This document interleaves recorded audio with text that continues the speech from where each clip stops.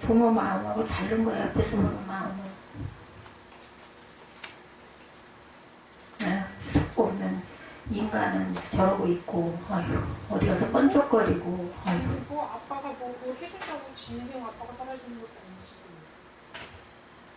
아빠가 살아주는 건 아니지만 자식의 아픔을 좀 같이 느끼고 염려하고 그런 게 전혀 없잖아. 그게 밉다는 얘기를 하는 거야. 그럼 지가 하지 당연히. 그 옆에서 좀 힘이 돼주고 좀 마음을 좀 알아주고 위로도 좀 해주고 그 아빠가 할 수 있는 걸 뭘 좀 할 생각을 안 하고 그냥 자기 그 명예욕에 빠져가지고 밉다고 아주. 네.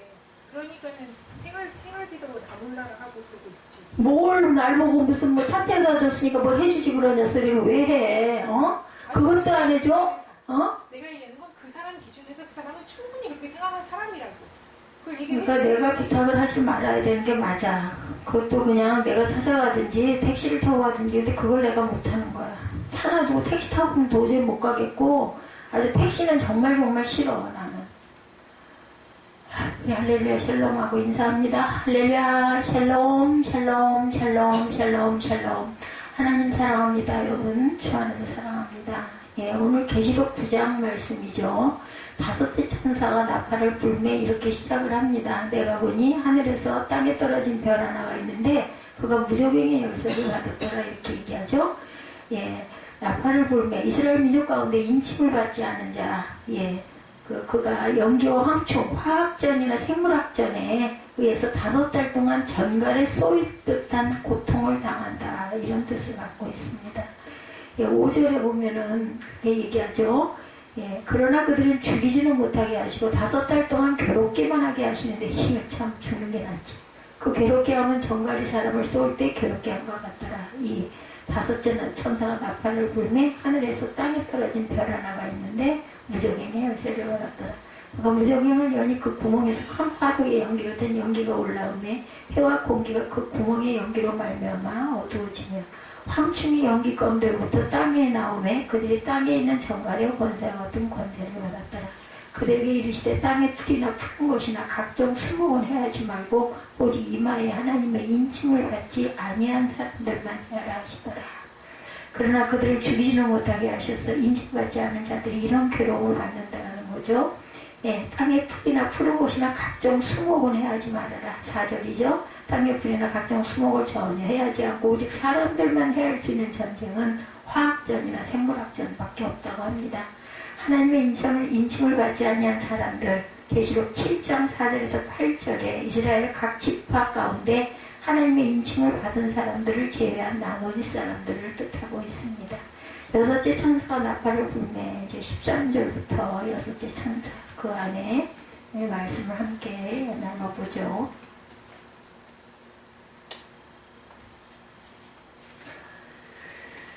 예, 9장에서 계속되는 7 나팔 중에서 5째 나팔과 6째 나팔이 울린 후의 상황이 기록되고 있습니다. 계시록에 나타나는 7의 구조는 4와 3결합으로 이루어진 것이 특징인데, 예, 전자가 자연계에 대한 심판이라면 후자는 영계 혹은 인간계에 대한 환란이다. 7 나팔도 바로 그런 구조로 되어 있다고 합니다. 그러므로 9장에서 다루어진 환란은 사탄을 통해 인간 세계에 내려지는 직접적인 재앙을 가리킵니다.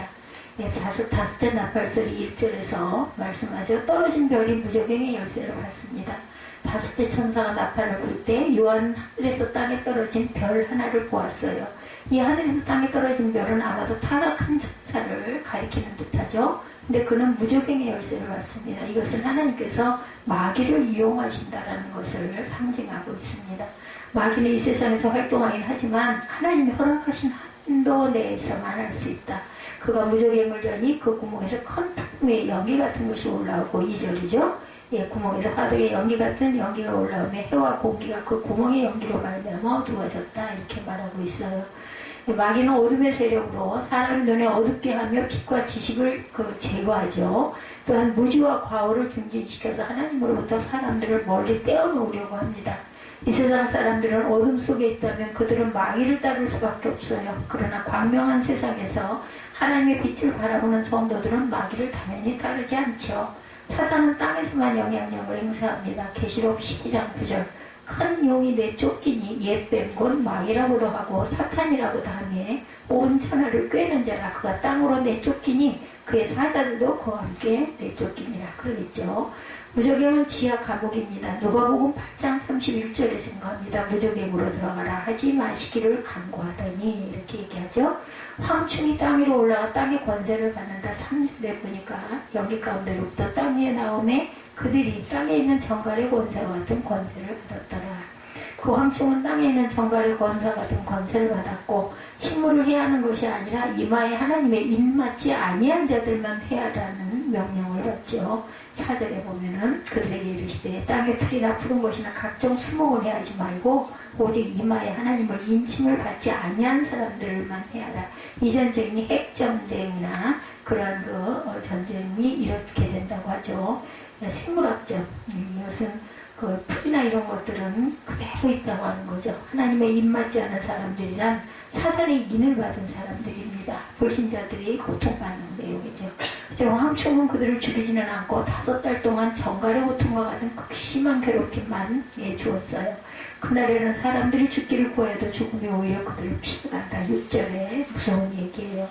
차라리 죽었으면 좋겠어. 얼마나 괴로우면 그죠? 고통스러울 때 그런 생각합니다. 그날에는 사람이 죽기를 구해도 죽지 못하고 죽고자 싶으나 죽음이 그들을 피하리로다.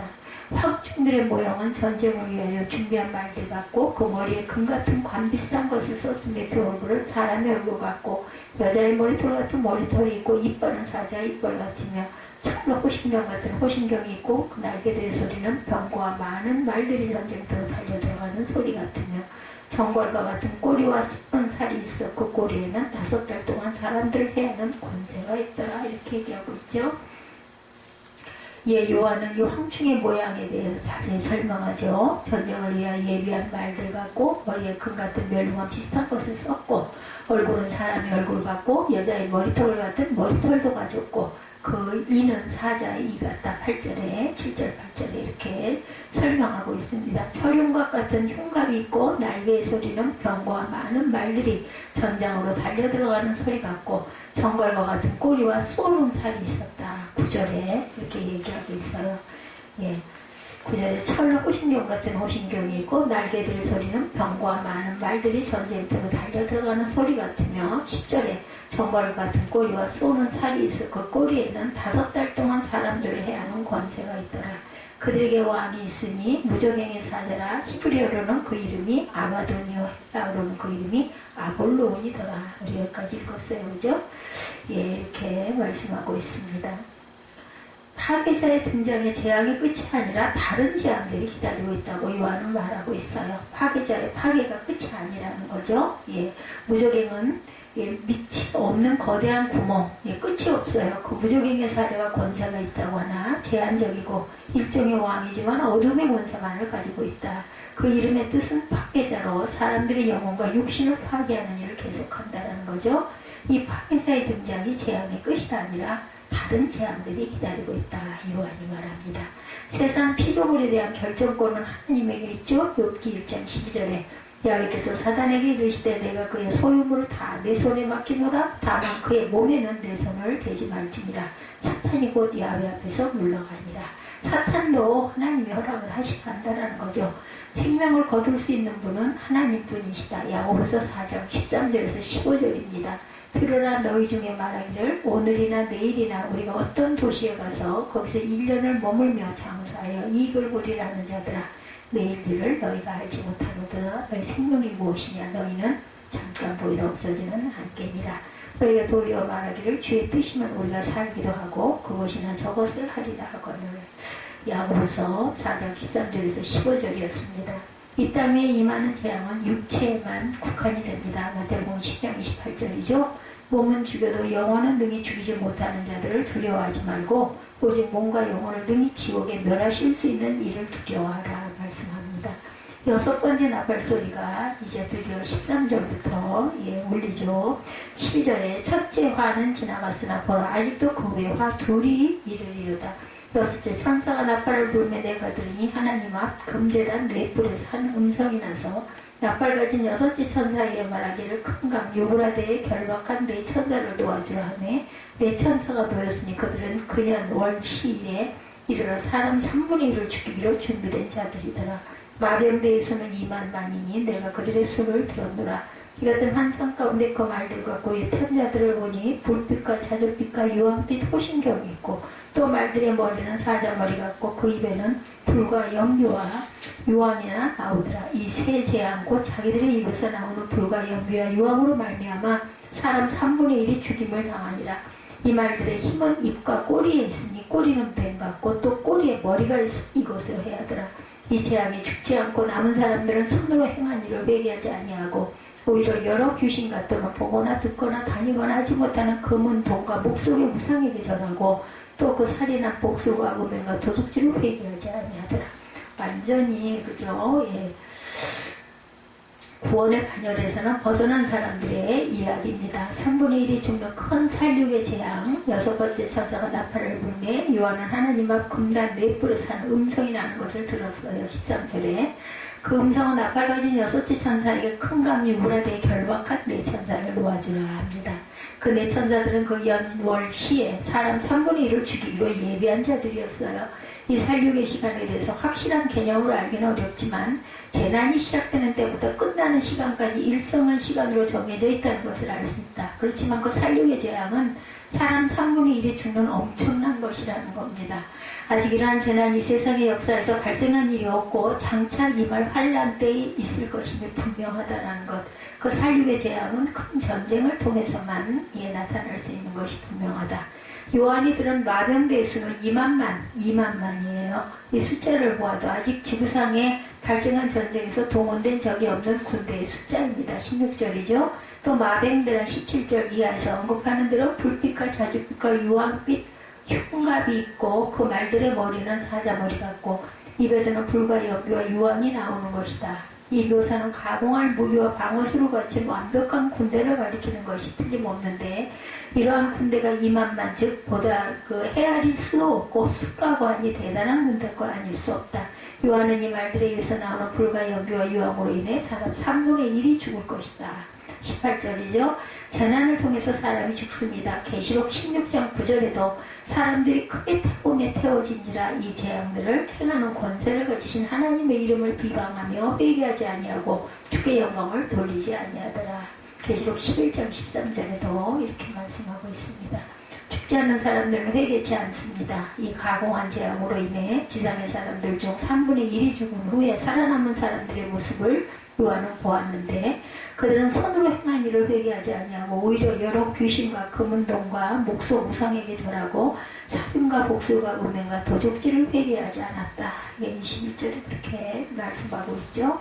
여기서 열거된 죄들, 하나님의 계명에 대한 위반을 뜻하는 것인데 특히 10계명 중 하나님께 대한 범죄, 1계명에서 4계명, 그리고 사람에 대한 범죄, 5계명에서 10계명을 대표하는 것들입니다. 즉 귀신과 우상들에게 절하는 것은 하나님께 대한 범죄, 살인과 복수가 음행과 도적질은 사람에 대한 범죄를 뜻하죠. 따라서 이들은 그들의 죄로 인해서 멸망받을 수밖에 없었다. 아직 남겨있는 재앙이 그들의 죄에 대하여 반드시 보응하게 될 것을 우리는 알 수가 있죠. 자, 육체적 재앙으로 사람들이 근본적으로 변하지 않는다고 합니다. 시편 115편 4절에서 7절을 보면 그들의 우상들은 은과 금이요 사람이 손으로 만든 것이라. 입이 있어도 말하지 못하며 눈이 있어도 보지 못하며 귀가 있어도 듣지 못하며 코가 있어도 냄새하지 못하며 손이 있어도 만지지 못하며 발이 있어도 걷지 못하며 목구멍이 있어도 작은 소리조차 내지 못하느니라. 하나님의 말씀을 범하면 사람들과 그 하나님과 사람들에게 모두 죄를 짓는 것이라고 마태복음 15장 19절에 마음에서 나오는 것은 악한 생각과 살인과 간음과 음란과 도둑질과 거짓 증언과 비방이니 우상 숭배자들은 비도덕적인 죄에 빠지게 됩니다. 로마서 1장 24절에 그러므로 하나님께서 그들의 마음의 정욕대로 더러움에 내버려 두사 그들의 몸을 서로 욕되게 하게 하셨다 말씀하죠. 예, 이 9장 5번째 나팔과 6번째 나팔의 재앙에서 우리 하나님께서 이 세상을 심판하실 때 회개하지 않는 세상의 많은 사람들의 모습에 주의를 기울여야 할 것입니다. 하나님께서 진노하시고 그 재앙을 세상에 쏟으실 때 사람들에게 필요한 것은 자신들의 죄에 대한 자각과 회개다. 그런데 이 세상이 점점 악해지면서 예, 그들은 회개할 기회가 주어져도 회개하지 않는다. 그것은 그들이 하나님의 심판을 무시하기 때문이라는 거죠. 예, 성도들은 세상의 그러한 완악함을 알고 우리 자신이 범죄할 때 언제나 회개함으로 하나님의 긍휼하심을 얻을 수 있어야 되겠다. 온전한 사람이 아무도 없어요. 그렇죠? 그렇기 때문에 잘못된 게 깨달아졌을 때는 얼른 회개하십시다. 저 세상 사람들을 하나님께로 인도할 수 있기를 위하여 늘 기도하고 노력하는 저와 여러분들이 되셔야 되겠죠. 가장 가까운 가족부터 구원을 해야 합니다. 남은 나팔 심판에 관한 내용입니다. 1절에서 11절 다섯 번째 나팔 심판에 관한 내용. 다섯 번째 천사가 나팔을 불 때 요한은 하늘에서 땅에 떨어진 별 하나를 보았어요. 무저갱의 열쇠를 받아서 여는 것으로 봐서 이 별은 인격체이다. 정체가 조금 모호한데 떨어졌다라는 표현은 무저갱의 사자인 사단처럼 보이게 합니다. 그렇지만 나중에 사단을 결박한 천사적 존재가 무저갱의 열쇠를 쥐고 등장하므로 그리스도일 수 있다. 무저갱은 밑바닥이 없는 개미죠. 예, 그곳에서 큰 풀무의 연기 같은 연기가 올라와 해와 공기를 얻게 했어요. 2절에 짙은 연기 속에서 황충이 땅에 올라왔는데 땅에 있는 정갈 같은 권세를 받았다. 3절에 황충은 메뚜기의 일종입니다. 구약시대 이스라엘에 대한 강력한 심판을 예고할 때 종종 사용한 심판의 도구였죠. 요엘 1장 4절에서 7절, 아모스 7장 1, 2절에 등장합니다. 구약에서 정갈이 항상 위험과 고통을 상징해요. 신명기 8장 15절, 열왕기상 12장 11절, 에스겔 2장 6절. 예수님도 정갈로 원수의 능력을 상징하셨어요. 누가복음 10장 19절에 보면 하나님이 자녀에게 주시지 않을 품목에 비유합니다. 누가복음 11장 12절에 자연재해와 관련된 이전 재앙은 누구나 겪어요. 그런데 파리재앙에서부터 자기 백성을 구별하여 보호하셨던 하나님은 황충재앙에서도 대상을 구별하십니다. 땅에 풀이나 푸른 것이나 각종 수목은 해하지 말고 오직 이마에 하나님의 입맞지 아니한 사람들만 해하라. 4절이죠. 다섯 번째 인재앙은 고난받은 성도의 모습을 조명했는데 다섯 번째 나팔재앙은 고난받은 불신자의 모습을 조명합니다. 땅에 떨어진 별은 이 재앙을 시작하게 한 존재이고 황충은 이 재앙을 집행하는 존재예요. 두 번 반복한 받았더라. 1절과 3절은 이 재앙에 모두 하나님의 주권을 달렸다는 사실을 알려줍니다. 하나님이 열쇠를 주셔야 무저갱도 열리고 권세를 주셔야 황충도 활동을 한다. 피조물 중에 타락한 후 사람처럼 회개할 기회를 받지 못한 천사가 악령들입니다. 그들의 두목이 사단이죠. 하나님은 사단과 악령들로 구속 성취의 도구로 적절하게 활용하시죠. 세상의 괴로움을 겪도록 그들을 풀어놓으십니다. 많고 살게치게 두시지는 않고 적절하게 제한하신다. 그들을 하나님의 대적자로 표현한다고 해서 하나님과 맞설 만한 신적 존재라는 뜻은 아니죠. 하나님은 창조주시고 사단은 피조물입니다. 하나님은 입맞지 않은 사람도 죽이지는 못하게 그들의 활동 범위를 제한하시죠. 메뚜기 활동기인 5달 동안 괴롭게만 하도록 활동 기간도 제한하십니다. 그래도 고통은 전갈이 사람을 쏠 때 괴롭게 한 것 같다. 5절이죠. 그날에는 사람이 죽기를 구하여도 얻지 못하고 죽고 싶으나 죽음이 저희를 피하여 가더라. 죽을 만큼 괴롭고 절망적이어도 절대로 고통을 피할 수 없는 새콤은 차라리 죽는 게 낫죠. 얼마나 아픈 거 우리 얼마나 괴로워요. 무섭죠. 차라리 그냥 딱 모르고 딱 죽었으면 싶을 때가 많습니다. 황충의 모양은 전쟁을 위하여 예비한 말들과 같다. 금 같은 면류관 비슷한 것을 머리에 쓴 사람의 얼굴 같은 모습이다. 여자의 머리털 같고 사자의 이 같고 철용각 같은 것을 갖추었다. 날개 소리는 병과 많은 말들이 전장으로 달려들어가는 소리 같다. 정벌과 같은 꼬리와 쏘는 살도 있는데 그 꼬리에 5달 동안 사람들을 해하는 권세가 있다. 7절에서 10절이죠. 모양과 권세가 실제 메뚜기와는 다릅니다. 메뚜기처럼 풀이나 수목의 해를 입히지도 않죠. 황충은 초자연적인 존재입니다. 황충 재앙도 이전 재앙과 달리 초자연적인 것이다. 죽지 않으면서 영원히 고통받는 곳이 지옥인데 이를 맞지 않는 사람들에게 지옥의 고통을 이 세상에서 미리 맛보게 합니다. 예루살렘 함락 때 주님 말씀을 믿고 산으로 피한 성도는 살았지만 불신했던 자들은 로마 군대가 포위한 5달 동안 끔찍한 고통을 겪었어요. 황충 재앙이 그때 1차적으로 성취되죠. 그런데 황충이 입맞지 않은 자만 구별해서 고통을 줄 수 있는 더 확실한 현장은 실제 전쟁터라기보다는 영적 전쟁터다. 황충은 구약에서 바벨론 군대에 상징했던 표현입니다. 그리고 그 후에 로마 제국의 전차부대, 말과 기수가 갑옷으로 완전 무장한 중세 기사, 미사일을 장착한 20세기 공격형 헬기, 21세기 군사형 드론이나 전투 로봇 등 황충 비슷한 것들이 시대마다 등장을 합니다. 그렇지만 계시록의 황충은 물리적 실체가 아니죠. 황충 때는 떠받드는 임금 있는 영적 실체를 상징합니다. 무적행의 사자이기도 한 그 임금의 이름은 히브리어로 아바돈, 헬라어로 아볼루온이다. 11절에 사단의 명칭입니다. 황충 때는 사단과 악령들을 상징하는 거죠. 영적인 실체라서 이마에 하나님의 인을 맞지 않는 사람만 정확히 분별해서 공격한다. 첫 번째 화에 사용된 상징들의 전체 이미지는 출전 준비가 끝난 후인데 공포를 느끼게 하는 특수부대 이미지를 통해 곧 시작할 심판을 강력하게 경고합니다. 실제 전쟁도 하나님께서 언약 배반자들을 심판하실 때 사용하시는 도구 중에 하나죠. 전쟁은 야훼께 속했으므로 주권자께서 진노하실 때 전쟁이 일어날 수 있죠. 그런데 하나님은 늘 재앙보다 평안을 생각하시죠. 예레미야 29장 11절에 전쟁을 경고하시는 까닭은 멸망을 막을 의인을 찾기 위해서입니다. 에스겔 20장 30절입니다. 하나님의 인을 맞은 의인도 전쟁이 나면 고통을 함께 겪죠. 그렇지만 고통의 의미가 악인과 전혀 달라요. 베드로전서 1장 7절이죠. 절망과 공고에 사로잡혀 죽지 못해 살지는 않습니다. 사단과 악령이 물리적 전쟁 배후에서 활동할지라도 의인이 누리는 신령한 복을 해칠 수는 없다. 입맞은 사람들은 전쟁 같은 환경을 함께 겪을지라도 악령에 의해서 직접 해를 입지는 않습니다. 이제 첫 번째 화에 관련된 환상이 지나갔어요. 12절에 보면.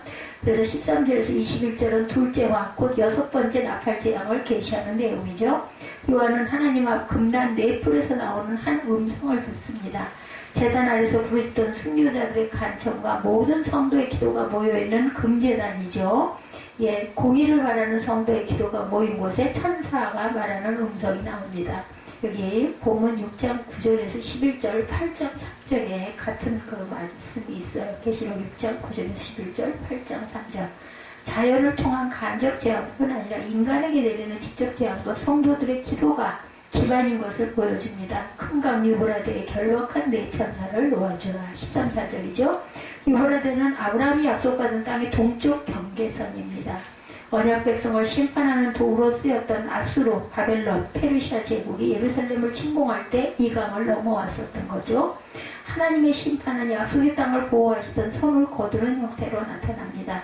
유보라드가 언약 백성의 거주지 경계를 상징한다면 여섯 번째 나팔 재앙은 언약 공동체인 교회를 보호하던 손길을 거두시는 의미로 해석이 됩니다. 언약의 배반자들은 교회의 배원이라도 보호받지를 못한다. 훈련한 대천사는 하나님께서 정하신 연월 일시에 사람 3분의 1을 죽이기로 예비된 존재다. 죽이지는 않았던 황충 재앙보다 재앙이 심각하죠. 더 대천사가 이끄는 부대는 2만만 2억 명이나 된다는 거예요. 2만만. 요한은 환상 중에 마병 부대의 모습을 자세히 보았어요. 기수는 불빛과 사주빛과 유황빛 흉갑을 둘렀고 말머리는 사자머리 같고 말 입에는 불과 연기와 유황이 나왔다. 17절이죠. 전쟁터에서 흔히 볼 수 있는 이 세 가지 재앙들로 사람 3분의 1이 죽임을 당한다. 하나님 백성을 대적한다는 관점에서 악령들과 언약 배반자들은 한 팀입니다.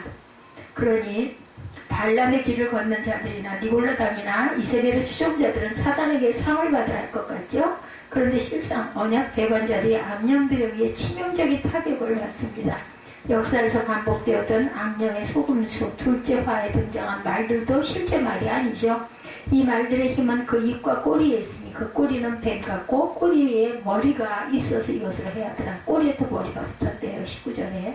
오늘날 유브라데스강 주변에는 크루즈족이 살고 시리아와 이란과 이라크가 터키가 그들을 둘러싸고 있어요. 전쟁 위험이 큰 지역이라 실제 전쟁과 최첨단 전쟁 무기를 연상하기 쉽지만 상징적인 표현입니다. 배교한 언약 공동체와 불신자들을 향한 화를 이어냈던 구약 표현을 빌려온 거죠. 둘째 화도 가깝게는 예루살렘 함락으로 멀리는 신약의 언약 배반 공동체에게 치명타를 입힘으로 성취될 것이다. 둘째 화에서 죽지 않고 남은 사람들은 어떻게 반응할까? 그 손으로 행하는 일을 회개하지 않습니다. 도리어 각종 우상을 더 숭배하죠. 하나님의 경고는 가볍게 여기고 이전에 행하던 살인과 복술과 음행과 도적질은 계속합니다. 20절에서 21절에 신구약의 말씀 그대로입니다. 슬기로운 자는 재앙을 보면 숨어 피하여도 어리석은 자들은 나아가다가 해를 받느니라. 잠언 22장 3절이죠.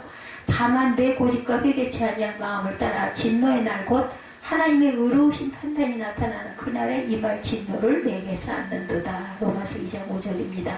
심판이 죄인의 본성을 바꾸지 못한다는 사실은 노아 홍수 사건에서 이미 증명되었어요. 노아 후손 중에 다시 악인이 번성하죠. 그렇다면 하나님께서 끝내 돌이키지 않을 것을 아시고도 바로와 그 백성을 심판하셨던 이유는 무엇일까? 하나님의 능력과 이름을 드러내시려는 목적 때문이다. 출애굽기 9장 15절에서 16절에 말씀합니다. 하나님은 나를 알게 하겠다 말씀하세요. 하나님의 진노하시는 손길을 두려워하며 회개하는 태도는 하나님의 인을 맞은 사람들만 보이는 반응이다. 바로의 백성 중에 회개한 소수도 겉모습만 바로의 백성이었을 뿐이죠. 하나님의 인을 맞지 않는 사람은 재앙을 내려도 돌이키지 않습니다. 재앙이 두려울수록 더 우상을 의지하죠. 이 땅의 것에 대한 집착이 많아서 사울처럼 자기가 추구했던 점순과를 다시 찾기도 합니다. 그렇다면 그들에게 경고의 나팔과 회개의 귀에는 무슨 의미가 있을까? 죄성을 폭로해서 하나님의 심판이 의롭다는 사실을 만천원에 선언하는 의미가 있습니다. 10가지 재앙으로도 바로는 회개하지 않고 도리어 더 완악해집니다. 재앙이 바로를 더 완악하게 만든 것이 아니라 바로의 본성 속에 원래 있었던 지독한 완악함을 공개한 것이죠. 그래서 바로는 최후 심판에서도 변명할 수가 없습니다. 한날 한시에 똑같은 재앙이 쏟아져도 하나님의 진노가 택자에게는 죄에서 돌이키게 하는 사람의 회초리로 작용을 하고 비택자에게는 죄 중에 멸망하는 몸뚱이 심판으로 작용합니다. 몸뚱이가 아니라 몸뚱이 심판. 그러니 계시록이 기록된 하나님의 진노가 아무리 무시무시할지라도 성도는 공포와 절망을 느낄 것이 아니죠. 하나님을 희미해져버린 경외심을 회복할 기회로 우리가 삼고 가야 되겠다. 우리가 이 계시록 정말 요한이 그 영을 받아서 쓴 이 계시록이 오늘날 우리 미래에 일어날 일들에 대한 그러한 그 상징이 한층 가깝게 그 시대에는 이게 무슨 말일까 했을 건데 지금 우리는 좀 이해가 되지 않습니까? 핵전쟁. 이제는 사람이 그냥 뭐 적당히 전쟁이 나서 죽는 게 아니라 그냥 수억만 명이 그냥 3분의 1이 죽는다고 하죠. 이런 그 해석이 그 계시록이 만들어지면서 있었을 것인데 오늘날 우리가 지금 이 부분을 듣고 느끼면서 어쩌면 이렇게 수천 년이 내려오면서 증거되어져 있는 이 말씀이 오늘날 우리에게 눈앞에 보여지는 그런 사건들로 우리가 깨달아지는 이 부분.